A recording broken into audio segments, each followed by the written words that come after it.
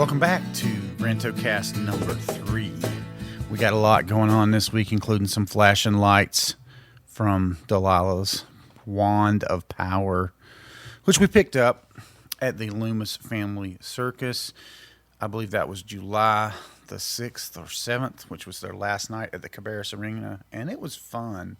It's our first time going to a circus with her, and the last circus that I probably saw was also at Cabarrus Arena, and they still had big cats. And, you know, I am really not a supporter of circuses in general because I don't think they're able to properly treat the animals. So I don't think it's worth my entertainment or anyone else's to mistreat, particularly the big animals, the elephants and the cats as well. Of course, you know, the mood in this country has changed since the Tiger King. If there's anything good to come out of that people are a lot more aware of what it really takes to provide any kind of quality of life for these exotic pets. I don't know why lions get no love because they are just as difficult to care for, I'm sure, but not as highly regulated, I guess. Maybe it has to do with the endangeredness of the species, but I digress. I was not sad to see that Loomis Circus had gotten rid of the cats, and they did have one elephant, although as elephants go, I've been around a few of them. This one did not smell as bad as some, so I'm presuming that they wash him and groom him and are able to take care of him more, and I didn't see any evidence of any kind of chain marks on him, which was not the case the last time that I saw an elephant up close. So we took Delilah to that, and man, it was right up her alley. Dancing girls, dudes on motorcycles, gymnasts, they sort of filled the gap between the big animals with human performers, and that was okay by me, and I think the crowd seemed to love it too. And the big finale was actually a person being launched out of a cannon, which was kind of cool. But if you look at the July the 4th episode of the Brento Weekly Vlog on BrentBowers.com, you can see the footage from that.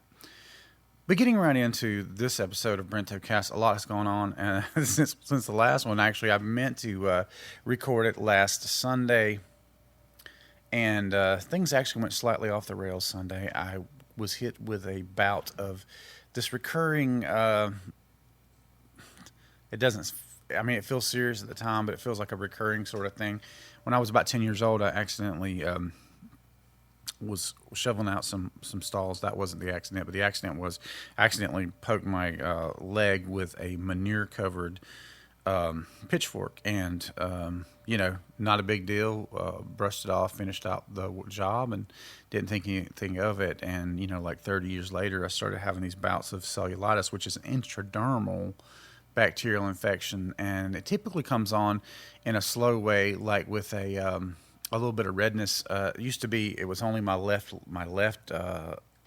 instep, kind of like left side of the upper ankle. And actually, the first time that actually started bothering me, I was grappling a guy, and it was actually Anthony Huss. He used to do this move that really pissed everybody off, where to pass the guard, he would put his shin on the side of your shin, when you were in any kind of a butterfly guard position, and he would leverage body weight. And I don't guess that was illegal, but we didn't do it, and everybody sure hated him when he did it. But after that, I used it all the time, so whatever. But anyway, I got a little bruise from that.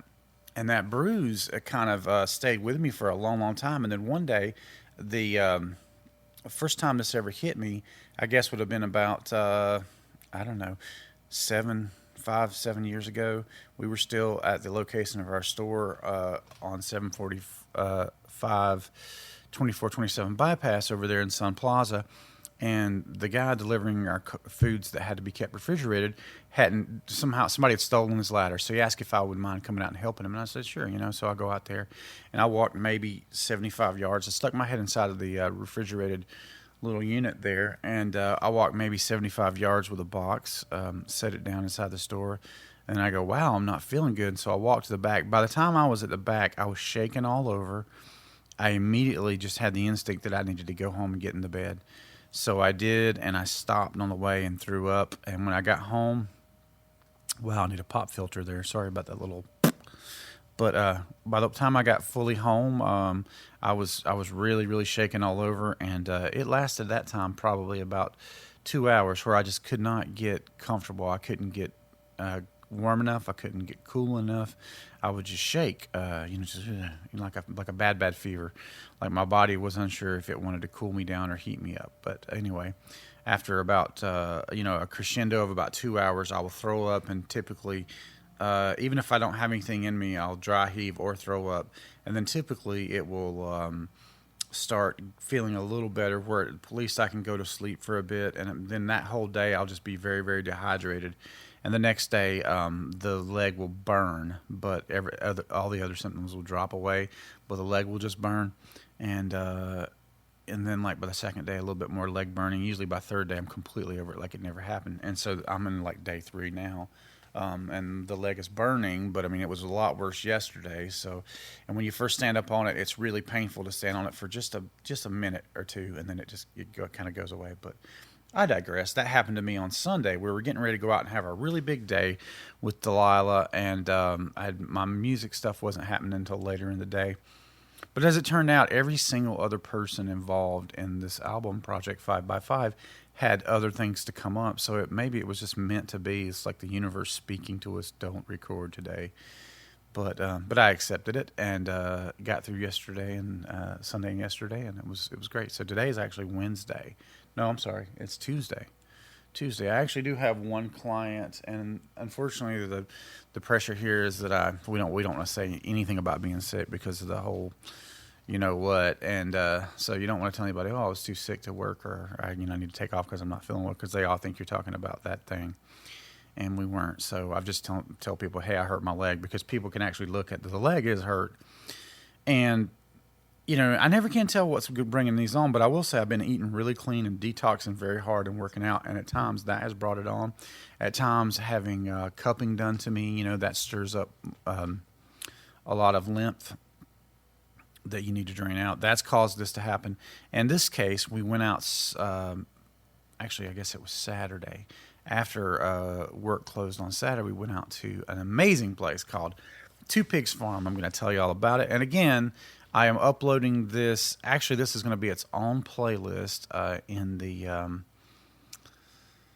my YouTube channel. I'm going to call it Delilah Visits Two Pigs Farms, but you can see the parts of the video that I shot on my iPhone will be in the weekly vlog, which will be, I guess, the July the 11th, the July 11th vlog on BrentBowers.com. Well, anyway, we went out to that place, and the cool thing about it was that it was wild and untamed. It's a farm that you can visit, but you have to get permission, and it's kind of out past Statesville, kind of in a place called Cleveland, but it's sort of in between Salisbury and Statesville, near the Statesville side, and it is very rural. You just turn down a dirt road, and you run to the end of that, and then when that road stops, you turn onto a dirt driveway, and you just go back in the woods, and the foliage and stuff is not cut back. It's like, can this possibly be the place? But Google Maps will take you there, and you get back in there, and it's grown up with these nettle, the stinging nettle, which they make the tea out of. It's grown up everywhere. But we talked to a lady that came out to greet us, and we go out. She tells us where to go. We go out there, and they've got the most amazing apple orchard, peach orchard, blueberry orchard, and even blueberries, and it was amazing. But the only thing was, I wore sandals and shorts, as did Nancy, and we didn't consider that we'd be stepping into straw and grass and things like that had been cut, but wasn't cut like low. And in general, the whole place was left very wild. It's not at all like a commercial farm that you just visit and pick your own stuff, but yet you can visit it, pick your own stuff. They had free-range chickens out the wazoo, as many sheep as I've ever seen in one place, and likewise with the pigs, probably 100 pigs. We fed all of them. The hens thought we were just the bee's knees because they don't get, I guess, grain fed to them, and we brought a little bit from our leftover stuff. We were feeding the wrong stuff to our birds because what we had was just like a bird seed that would sprout up weeds, and we didn't want that, so we ended up replacing that with sunflower seeds. So we took a whole bucket of that. And Delilah was literally and figuratively in hog heaven. We went down to visit the pigs, and they were kind of like in a sort of a wallering mud hole behind some, just a couple strands of electric wire. I guess they just had no motivation to get out. And they're, maybe 4 or 5 feet away from us, and they're thinking we're going to feed them. So they all come over, and they just, waller and snarl and everything close to the to where we're at. And Delilah doesn't understand what the smell is. She's going, you could just see her having a hard time with the smell because it was rank. I'm not going to lie. But anyway, so we go through that. We have a great day. We go, we leave there after maybe 2 hours out there. It was super fun. Oh, the llamas. I forgot to tell you. We got to visit their llamas. And on the way out, the lady was walking us out to see their llamas. Some other ladies that were there got their car stuck in the mud. So I had the adventure of getting to help push that car out, and nobody got hurt, and I was able to do it. So that was really cool. I think I believe Nancy even shot a video of that, which I didn't know until later when I saw it. But anyway, so we go out and visit the llamas. It was amazing. Llamas are just one of those animals that I can just never get enough of. My interactions with them have always been super cool, mostly at that Lazy Five Ranch feeding them. But these were a little more standoffish, but I could really look at them and kind of pay attention to just their uniqueness, which is really their selling point for me. But apparently they're pack animals, they're herd animals. You can't just have one, you have to have two, and they're quite, I guess, regulated with making sure people don't get them for meat or whatever. Just try to, compassionate homes for them and whatnot. But loved them. Saw some colors I'd never seen before, like a mottled tan and like a gray that I'd never seen before in that color. But they're just really beautiful creatures. Delilah had a fantastic time, and the lady's son, George, was there, and he kept trying to talk to Delilah. I think he's 6, and, Delilah turned, the big news is on Monday, July 11th, Delilah turned 3 years old. So she's a cute little thing. I mean, you guys have seen, right? But he was like, she's not answering me. He would come up to me and say, can I talk? Can I ask her this? I was like, yeah, ask her. And he's like, she's just bashful or just wasn't, really focused on what he was doing. But eventually he got her attention by saying, do you want to see how fast I can run? And that got her in the swing, and then she was ready to run. She's like, I want to go fast. That's what she always says when she's ready to run. So it's just darling, man. And I tell you what, I love the times with her. So she spent the night with us on Saturday night, and then, like I said, Sunday mornings when I got sick. So I still was watching her for a couple hours, well, maybe an hour of that before Nancy got back with the medicine, and that was a little bit inconvenient. But she got back and took her, and then eventually she reunited with her mom and went to visit her dad for what was supposed to be, I guess, their birthday celebration, which somehow didn't happen. So now we are going to be having her big birthday party at Baden Inn like we did last year. Last year we did it on her birthday, and this year, to accommodate some family, we are having it a week late. Now, we will see who shows up. If folks don't show up, then we will never adjust the date again, because that's just crazy. Because, it's not just one person. There's like someone always has something else, And I'm actually going to see the man, Garth Brooks, in concert, thanks to my friend Tony hooking me up with some tickets, with a ticket. He won 2 tickets, and I guess nobody else was in the bring along list that wanted to see Garth Brooks. So I got lucky enough to be invited, and I appreciate that because I always wanted to see him. And if provided there's good weather, I think it'll be fantastic. And then the very next day, we're having Delilah's birthday party on Sunday at Baden Inn. You guys can read all about my thoughts on Baden Inn and check out videos I've done on the place because it's an amazing place to stay and or have an event. I recommend it highly. And I think the band's going to play. I think Tony and myself and Harrison might play a little bit. I don't have any particular time, but we did tell folks that we would be there playing because I think some of the attendees might be from a recent performance we had out there. But anyway, should be a blast. The kids had a great time last time. Moving right along to this week's Movie Minute.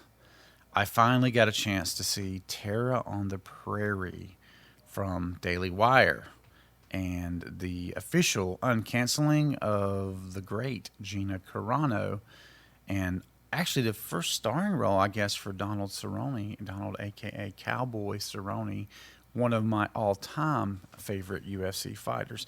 Now, I'm going to give you the skinny on this movie. This is not going to be a deep review. Basically, it's just one of those revenge tale type. If you took some of the romanticism out of like the Clint Eastwood movies, where he's silhouetted and he comes back and he's like practically bulletproof, and a guy almost gets hanged, etc. All these like grand concepts which made the Clint Eastwood films so, I mean, enthralling, but like at the same time, truly, truly Hollywood, like not the way revenge would really be exacted on somebody, or conflicts would probably not go the way the antagonist or the protagonist would really expect. Things would just happen the way they happen organically, and that to me is something that this film got really right. And I think it might have almost been by accident, like they might have been trying to go for the Clint Eastwood style a little bit more. But let me just say this: it was shot beautifully. Some of the talent that they hired, and in particular, the guy's name escapes me, but the main bad guy was awesome, and you'd know him if I named him. He was very, very good. And then Gina Carano is never bad, really. Like I've never seen her in a role that I thought she didn't. She doesn't have some of the wider beats that you might expect, because I always feel like a lot of her characters just really feel like her, like that brooding darkness. I don't know. I mean, of course she's pretty, but I don't know. She's just got like a quietness about her in all the interviews, and also her characters. So I don't know. It's and it was kind of right in that wheelhouse again. Like if you liked Haywire, any of her other film projects, you're gonna love this. I'm not even gonna mention that that thing that she was so-called canceled from, because I didn't think that was that well made. I thought she was good in it, but I digress. Don't want to send any eyes that way. All of my 0.000001 listeners, which would be me and maybe Harrison and maybe somebody else in my family. I don't know. But anyway, Terror on the Prairie. If you like a Western, you would appreciate this film. I did feel like the writing might have been could have been a little smoother, but the director, Michael Polish, he knows how to direct. And the writer did a pretty good job. I mean, like I think the film could have been made to be probably edited a little tighter and made it to be a little shorter. And there were just a few moments where I just felt like, the hero kind of played into the hands of the bad guy in a way that I don't think he would have. Or maybe in real life, emotions take you over and you just jump and, do something or say something when you shouldn't. And maybe it was kind of like that, because I'm like, man, this guy would be dead in like a Hollywood picture. He'd be dead in 5 seconds because he just keeps doing all the wrong stuff.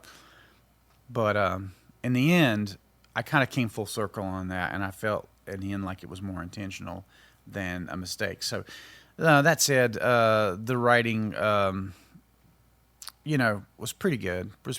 Maybe could have been massaged a bit to make it just, or maybe that's an editing thing. I don't know. Maybe like it just could have been edited tighter. But I liked it. I mean, I would say, out of 10, I would give it like a 7.5, maybe an 8. It was extremely well shot. The music was like perfect. The casting was very good on all accounts. There were moments when I went, it looks like they've got these two characters off screen because it was getting too expensive to maybe keep them on screen. In particular, I'm talking about the baby and the kid and the young man. It seemed like the son character. I'm thinking it feels like that they just came up with a way to get them off screen, hiding out somewhere, to make it maybe just a little more accessible to get into the violence and whatnot, and stuff they didn't want to have them around for. Or maybe, they got to have tutors, they got to be, in school and stuff like that. But thinking of it like pragmatically as a filmmaker, I know that probably makes the shoot days a little bit cheaper if you don't have to have those extra trailers, you don't have to have that tutor, you don't have to have all the things that go along with having that character, and the same with the baby, So who knows? But I was impressed, man. Daily Wire kicking it out. I've come so close to subscribing to that service so many times, and I probably will end up doing it. But I haven't seen their other film project, Run, Hide, Fight. I guess I'm looking forward to checking that out at some point. But I digress. That's it for Movie Minute. Check out Terror on the Prairie if you'd like to. If you're a fan of Donald Cowboy Cerrone or Gina Carano, you get a kick out of it. I sure did. Okay, so what's left this week? Well, like I mentioned, we have a little performance. I was sick last weekend, and the plan is to continue with some unboxing for the VHS graveyard and move closer to starting that podcast up, because that's kind of what I'm doing this for, to sort of get my flow back and get all my pieces in order to be able to do that. And then on toward the weekend, be prepped to go see the concert, and then go have Delilah's birthday party, record another one of these, hopefully sometime Sunday evening, and just get back on the schedule, and that'll be it. So, yeah, our time is up, believe it or not. I have talked for 20 minutes, so I may try to cut this down a little bit, but as always, you'll be able to see the live version on the live playback set list or playlist on YouTube, and check this one out here on the website. Hope you guys have a great week, and we'll be back letting you know what's what next time on BrentoCast.